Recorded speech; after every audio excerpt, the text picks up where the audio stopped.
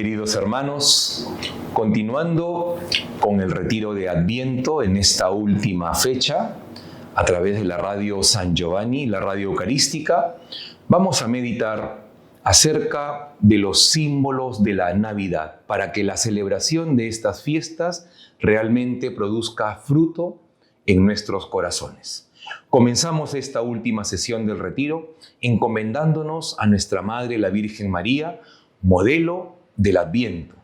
En ella aconteció el primer Adviento de la historia. En su vientre purísimo aconteció el primer Adviento que duró 9 meses. Por eso a ella nos encomendamos para comenzar nuestra meditación. En el nombre del Padre, y del Hijo, y del Espíritu Santo. Amén. Madre Santa, ilumina nuestra mente y abre nuestro corazón para poder conseguir los frutos que tu Hijo espera en cada uno de nosotros en estas fechas de Navidad. Virgen Santísima, inflama nuestros corazones en el amor a tu Hijo. Contágianos de las virtudes de humildad, de prudencia, de sabiduría, para poder seguir las huellas de Jesús en nuestra vida, en nuestras familias. Dios te salve María, llena eres de gracia, el Señor es contigo. Bendita eres entre todas las mujeres y bendito es el fruto de tu vientre Jesús. Santa María, Madre de Dios, ruega por nosotros pecadores, ahora y en la hora de nuestra muerte. Amén. Hermanos, como les decía, vamos a meditar en esta última sesión acerca de los símbolos que rodean esta fecha tan bonita de la Navidad. Porque los símbolos nos dicen algo, nos invitan a algo. Y si no sabemos lo que significan, pues quedan como adornos. Y hay un mensaje muy importante detrás de ellos y no queremos que pasen desapercibidos. Vamos pues a meditar en ellos y quizá lo más importante sería comenzar por el pesebre, lo que tenemos más a la mano. El pesebre, el nacimiento. ¿Cuál es el mensaje que podemos intentar rescatar de meditar acerca de las imágenes del pesebre? Uno muy sencillo. Ustedes ven el pesebre que tenemos en casa. Ya sabemos lo que la iglesia nos enseña. El pesebre que uno organiza en su casa, en la sala, en algún lugar bonito, debe ser, dice la iglesia, reflejo del verdadero pesebre donde Cristo debe nacer esta Navidad, que es el pesebre del corazón. Esto ya lo sabemos. Ahora, miremos ese pesebre y vamos a encontrar la figura de San José, de la Santísima Virgen María, al niño, quizá unos magos y un asno, un buey y quizá por ahí un ángel. Son las figuras que siempre están presentes en un pesebre. Pero hermanos, si ustedes revisan los evangelios, en ninguna parte de los evangelios, especialmente en el evangelio de San Mateo y en el evangelio de San Lucas, que son los dos evangelios que narran la infancia, el nacimiento y la infancia de Jesús, aparecen estas imágenes, salvo María y José.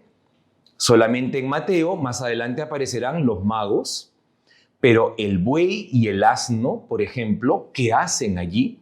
¿Saben por qué aparecen allí? ¿Alguna vez se lo han preguntado? ¿En qué parte del Evangelio aparecen? ¿Por qué están presentes allí? Pues miren, hay un mensaje muy bonito detrás del buey y del asno.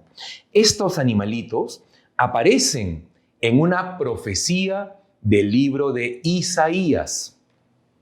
En el profeta Isaías, en el capítulo 1, comienza el profeta Isaías diciendo a su pueblo de parte de Dios, ¿no? Mi pueblo, dice Isaías, quejándose el Señor a través del profeta, mi pueblo no quiere escuchar a Dios ni reconocer su visita, dice Isaías. Dice, conoce el buey a su dueño y el asno el pesebre de su amo, y sin embargo mi pueblo no es capaz de reconocerme. Así comienza el libro de Isaías. Les invito a leerlo. el libro de Isaías, capítulo 1, versículo 2 en adelante. Y entonces la iglesia de ese capítulo y versículo ha tomado el buey y el asno y los ha trasladado al pesebre del niño Dios. ¿Por qué? Porque el reclamo que está presente en esos animalitos lo ha trasladado al pesebre. ¿Para qué? Para que tú y yo, al contemplar el pesebre, recordemos esa profecía y digamos, ¿será que hoy también, así como en aquella época, el buey reconoce a su señor, el asno reconoce el pesebre de su amo, y yo no soy capaz de reconocer al Señor cuando viene a verme? En la presencia de los animales en el pesebre, hermanos, en realidad es una llamada de atención. ¿Qué tanto reconoces a Dios en tu vida, en las cosas que te pasan?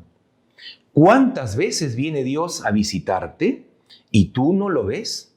A veces viene en las personas que te visitan a pedirte un poco más de paciencia, por ejemplo, y viene en alguna persona más difícil. A veces viene a través de una circunstancia difícil para pedirte un poco más de fe, de confianza, de entrega. Y a veces solamente vemos problemas, angustias, agobios. Miren cómo los animalitos con más facilidad reconocen la presencia del amo y se quedan tranquilos. Y nosotros, como dice el profeta Isaías, somos más difíciles de reconocer al Señor. Aquí tenemos un primer punto de meditación que les invito a considerar. Los animalitos que están en el pesebre son una llamada de atención para ti y para mí de qué tanto estamos reconociendo la visita de Dios en las circunstancias cotidianas de nuestra vida, en las personas, en los problemas, en las enfermedades, en las cosas buenas también. Dios siempre está visitándote. ¿Lo ves? ¿Lo reconoces? ¿Lo aceptas en tu corazón? ¿Lo amas siempre? Primer punto de meditación de este último día de retiro de Adviento. Un segundo punto, mirando siempre el pesebre, tiene que ver con estos magos, estos reyes magos que les decimos, que están también allí. Nos dice el Evangelio de San Mateo, que es el único de los 4 evangelios que nos narra este pasaje, en el capítulo 2 del Evangelio de San Mateo, que eran unos magos venidos de Oriente y le traen sus regalos al niño Dios. Un relato que si no lo entendemos queda como una anécdota, pero hay un mensaje importantísimo para nosotros al contemplar estos magos en el pesebre. ¿Quiénes eran los magos en tiempos de Jesús? Claro, hoy nos podemos confundir porque los magos son estos que hacen trucos, ¿no? Y uno está acostumbrado a ir a verlos a un espectáculo. Esos no eran los magos en esa época. Se les llamaba así a los que eran sabios, las personas más cultas, los que sabían todo. Entonces, ¿quiénes eran los magos? Asesores, por ejemplo, de los reyes para todos los temas de cosechas, de tiempos de lluvias, para medicinas, curaban. Tenían todo el conocimiento en ellos.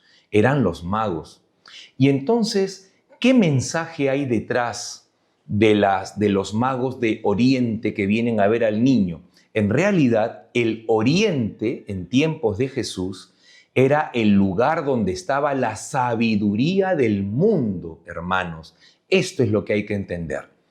Lo que está pasando en ese pasaje es que la sabiduría del mundo, los criterios del mundo, están viniendo donde un niño desvalido, desprotegido, y se postran ante él. La sabiduría del mundo se postra ante la sabiduría de Dios que se ha hecho hombre. La verdadera sabiduría que se muestra en la aparente debilidad y fragilidad humana.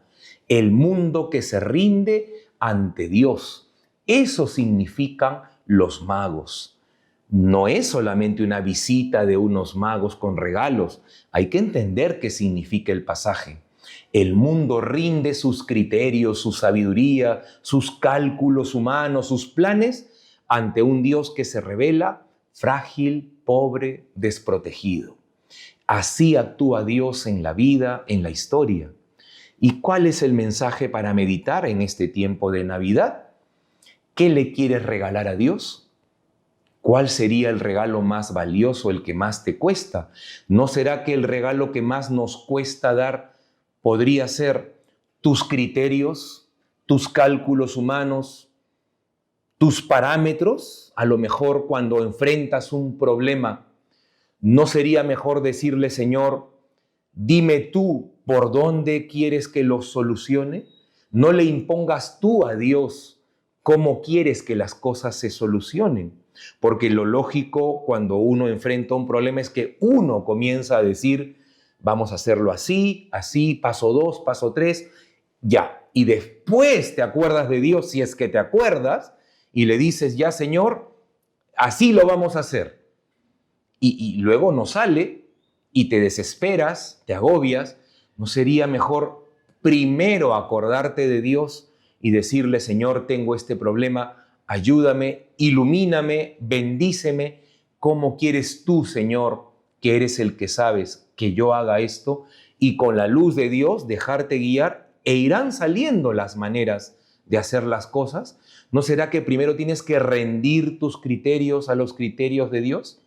¿No será que muchas veces en tu vida, en esas aparentes derrotas humanas, está construyéndose la verdadera victoria de Dios en tu vida? Porque así actúa Dios. Miren, el Rey de Reyes nace en un pesebre. El triunfo de la vida sobre la muerte se hace en una cruz, que era la pena más ignominiosa que había en esa época. Dios triunfa en la aparente derrota humana, porque humanamente estaba perdiendo en la cruz. Humanamente un rey no nace en un pesebre, pero los criterios humanos son totalmente opuestos. Por eso cuando en tu vida tú dices, estoy perdiendo, ¿no será que Dios está haciendo que ganes otra cosa más importante?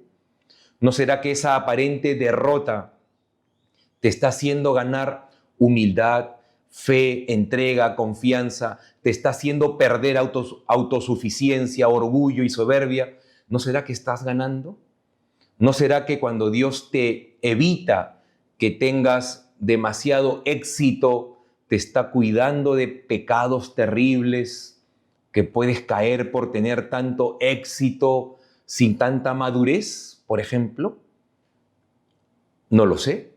A lo mejor el éxito llegará cuando te lo merezcas más o cuando no haya peligro para tu alma, que es lo más importante.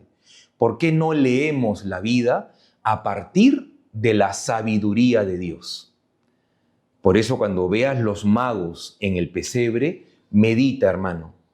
Soy capaz de rendir mi sabiduría, mis criterios ante la sabiduría de un Dios que aparentemente en la debilidad obra grandes cosas. Ahí tienes otro punto para meditar en este retiro. Un punto más, que tiene que ver con las luces que has puesto seguramente en la casa. Seguramente en la ventana, en la fachada has puesto luces y la casa está pues brillando, está muy bonita. ¿Qué significan las luces? Para muchos, lamentablemente, pues es un adorno. Pero tienes que saber, hermano, y te lo digo para que lo medites, que poner las luces es decirle algo a Dios. Y mucha gente esto ya lo olvidó. Para comprender esto, hermanos, hay que ir al origen. ¿De dónde vienen las luces? Fíjense, históricamente, hacia el siglo VII, cuando comienza a evangelizarse las zonas frías de Europa, las zonas de la Europa nórdica, digamos así, el noreste de Europa, en el año 600, 700, los primeros evangelizadores de Europa, San Cirilo, San Metodio, Cuando llegaron a los pueblos escandinavos del norte a evangelizar, ¿qué se encontraron? Encontraron pueblos que tenían su propia cultura y sus propias creencias. Y entonces, evidentemente, para hablarles de Jesús y de la fe católica, lo que hicieron fue inculturarse en esas creencias para que desde adentro irlos sacando hacia la fe católica. Y encontraron algo muy interesante, que en estas épocas de Navidad, de mucho frío en esas zonas nórdicas, de mucho frío, habían peregrinos que iban de pueblo en pueblo hacia lugares sagrados, quizá una montaña a la que consideraban un dios o una cueva, e iban días de días caminando en medio del clima del frío. Y entonces, ¿qué pasaba? Que cuando llegaba la noche y llegaban a un pueblo y necesitaban una posada para pasar la noche, tomar una sopa caliente y al día siguiente seguir su camino, ¿cómo sabían en dónde había un lugar para poderse quedar? Las casas que tenían un lugar para los peregrinos ponían una luz encendida encima de la puerta, una luz encendida. Y entonces cuando un peregrino que estaba buscando posada veía una casa con una luz, sabía que podía quedarse ahí. Esto lo observaron los evangelizadores cristianos y dijeron, mira, qué interesante para evangelizarlos en esta Navidad. Porque también José y María estaban buscando posada para el niño Jesús y no la encontraban. Y entonces tuvieron que buscar un pesebre, una cueva para que nazca el niño. Vamos a enseñarles a estos pobladores que la luz es también una manera de decirle a Jesús, aquí puedes nacer en esta Navidad. En mi casa hay lugar para ti. Y entonces la luz comenzó a significar que en mi casa te quiero recibir, Jesús. En mi casa hay sitio para ti. Luego esa costumbre se trasladó a la Europa central y desde ahí, evidentemente, cuando ya hacia el siglo XVI, la conquista de América, pues esas costumbres llegaron también a esta parte del mundo y las luces se hicieron ya cada vez más conocidas. Lamentablemente con el tiempo se ha hecho un tema más de adorno y más comercial, pero siempre han tenido ese sentido de poner una luz en mi casa diciendo, en esta casa hay lugar para ti, Señor. Quiero que nazcas en mi hogar. Por eso cuando veas las luces de tu casa, acuérdate que le estás diciendo a Jesús, Señor, quiero que nazcas en mi hogar. Con todo lo que eso implica, no es solamente una declaración bonita, tiene que significar que realmente quieres que Cristo reine en tu hogar. ¿Qué significa eso? ¿Que Cristo sea el centro de tu casa? Pues medítalo en este día de retiro. ¿Qué significa que Cristo, esa luz, es verdad o es solo un adorno? Porque si es verdad, Cristo tiene que ser el centro de tu hogar. Cristo va a nacer en tu casa y va a ser el centro de tu hogar. Tú lo vas a reconocer. Tú vas a querer que Él sea el huésped ilustre de tu casa, que no se sienta ofendido con nada de lo que hagan en esa casa. Tú lo vas a reconocer presente en la persona que vive contigo. Lo vas a tratar como si Jesús estuviese realmente ahí, en esa persona. Vas a hasta lavar un plato, mira, como si Jesús fuera a comer en ese plato. Todo lo vas a hacer porque Jesús está en tu hogar. Eso significan las luces. Miren, qué pena que esto que es tan bonito, que te invita a vivir una Navidad de otra manera, todo esto se está perdiendo. Por eso en este día de retiro no lo dejes pasar. Avanzamos un poco más. Otro signo importante de la Navidad es el árbol de la Navidad. que también ha pasado a ser un adorno más, ¿no? de casa, y muchos ni sabemos qué mensaje hay allí. Pues mira, el árbol también tiene su origen en estas primeras gestas evangelizadoras de la Europa nórdica de las que les vengo hablando, ¿no? En estos pueblos fríos, cuando todo se ponía lleno de nieve, había un momento en el que ellos observaban, los evangelizadores cristianos del siglo VII, observaban que en un momento del año todos los árboles, todas las plantas se secaban y se morían, y todos los troncos se quedaban pelados, secos, exceptuando un árbol que siempre estaba verde, siempre, y era el pino. Porque este árbol, por su propia naturaleza, pues muda hojas todo el año y siempre está verde. Y para los pobladores era una señal de Dios, de esperanza en que todo lo que estaba mal, muerto, iba a volver a estar bien. Porque ese árbol nos recordaba que aunque todo estaba seco, había esperanza de que se iba a poner verde otra vez, que lo muerto no iba a prevalecer. Era el árbol de la esperanza. Y por lo tanto, a ese árbol le hacían ofrendas, le hacían fiesta, porque era el árbol que los mantenía contentos, el árbol de la esperanza.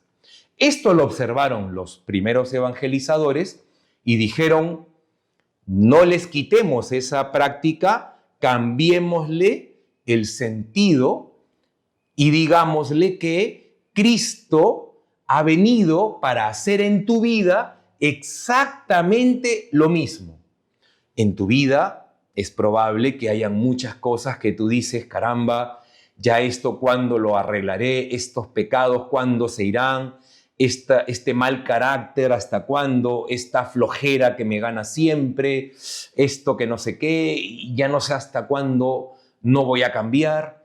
Pero Cristo en ti es una esperanza de que pronto podrás mejorar, que no siempre vas a ser así, que hay un camino de salida a todos tus problemas, porque Cristo está presente en ti. Cristo es ese árbol de la esperanza. Por eso el verde es el color de la esperanza, que te señala que lo muerto, lo degradado, no es lo que va a ganar. No es lo que va a ganar. Si arrancaras a Cristo de ese panorama, ahí sí solamente quedaría la muerte y la desolación. Mientras esté Cristo ahí, hay una esperanza de que todo puede revivir. Y entonces comenzaron a predicar que Cristo es la esperanza interior, para que así como afuera está todo así descuidado, seco, también a veces pasa lo mismo adentro, pero que Cristo puede hacer revivirlo todo. Y también a Cristo hay que hacerle fiesta y darle ofrendas. Y así como adornaban ese árbol con regalos, comenzaron a darle un sentido a los adornos. Porque si Cristo es el árbol, le dijeron: mira, ese árbol ahora es Cristo. Y los adornos del árbol son los adornos que en la Biblia hablan de los adornos que tendrá el Mesías cuando venga, ¿no? Si ustedes leen el capítulo 9 del profeta Isaías, el capítulo 9 de Isaías habla de las cualidades espirituales que tendrá el Mesías. Esas cualidades espirituales están simbolizadas en los adornos, son los adornos espirituales de Jesús. Entonces comenzaron a darle ese sentido a las luces, y los adornos del árbol son las virtudes de Jesús, ¿no? Las virtudes. Más adelante, cuando se empezó a hablar del pecado y se comenzó a asociar la manzana con el fruto prohibido, porque en la Biblia no dicen que era una manzana, eso es un tema ya de tradición posterior.